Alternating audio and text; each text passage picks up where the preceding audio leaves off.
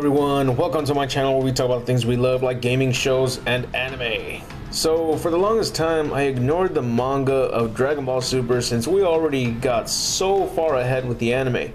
Now by the time I finally took a look at the manga, they just barely finished off with the Future Trunks arc, and holy shit, there are so many differences between the manga and the anime version of the Future Trunks arc.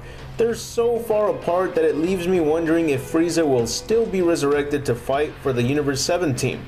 So here are my reasons to why I think that Frieza will not be showing up for the Universal Tournament arc for the manga version. But before we begin, can you guess who this character is? As always, the first person to guess it correctly will receive a shout out. But make sure to spell it correctly, otherwise it won't count. Also remember to subscribe and turn on notifications to be the first one to guess it correctly. With that said, let's begin by taking a look at the beginning of the Dragon Ball Super manga.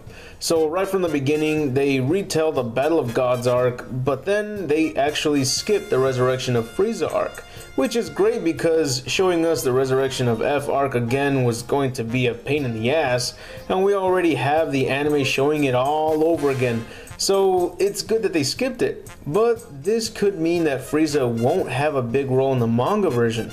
Now, I don't want to get into too many details towards the differences between the manga and the anime versions of the Future Trunks arc. That'll be on a different video.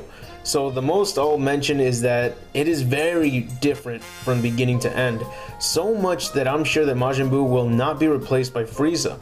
Another reason why I believe Frieza won't be coming back is because the creators of the Dragon Ball Super anime are taking notes from the criticism of fans that they have to say so far.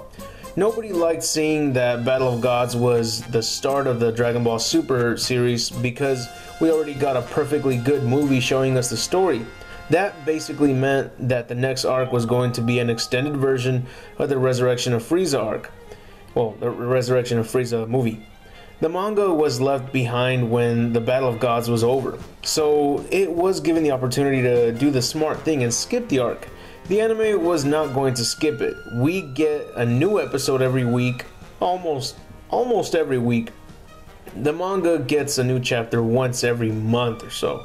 There's a big difference, and the anime is going to leave the manga behind by miles, which was one reason why I ignored the manga in the first place. I lost interest because I don't like seeing the same thing repeated once again, and Toriyama played it smart by not making everything be the same as in the anime, which brought my attention back into the manga.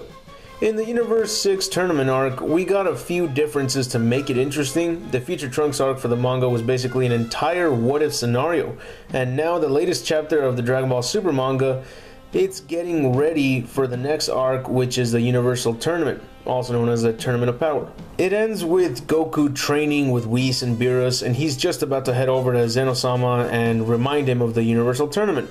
The next chapter alone could already go through the decision of bringing in a taste of things to come, where Goku, Gohan, and Majin Buu compete against 3 warriors from Universe 9. And surely the next chapter will end with the Zen exhibition match about to begin.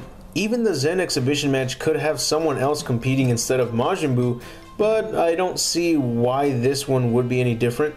In fact, the Zen exhibition match could even be ignored and straight up go towards the Tournament of Power. Going back to the decision of having Universe 7's team consist of Majin Buu or Frieza, this actually leaves the manga version with a major perk on its side. The anime has had many flaws and problems introduced, and the manga seems to skip them. And since almost every fan of Dragon Ball has complained about bringing in Frieza again, and as I've mentioned before, Frieza is constantly being brought back only because he's very easy to draw in comparison to other villains that we'd love to see brought back. Like Cell, a character with a lot of detail. Details. Something that seems to be the answer to the next choice for the Dragon Ball cycle. After all, we all remember why the Super Saiyan transformation was created in the first place, but there's a big difference between manga art and animation, and the anime takes a lot more effort. So I'm thinking that detailed characters won't be a problem if they're only being brought back for the manga, which would mean that we could get someone else to cover for Majin Buu. And if we desperately need to have a villain character come back just to replace Majin Buu, assuming that Majin Buu will be replaced for the manga version, then I hope that they seriously consider bringing back Cell instead of Frieza.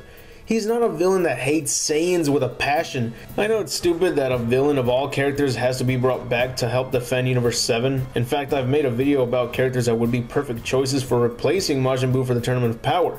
You could check that out if you're interested in seeing what other choices have been ignored. But point being, Frieza isn't a character we wanted to see come back. He's not a terrible villain, it's just that we've literally seen this guy come back over 5 times. Yes, I'm including his appearances in the movies. That still counts. That's enough of Frieza. He's had plenty of screen time in the anime and in the movies.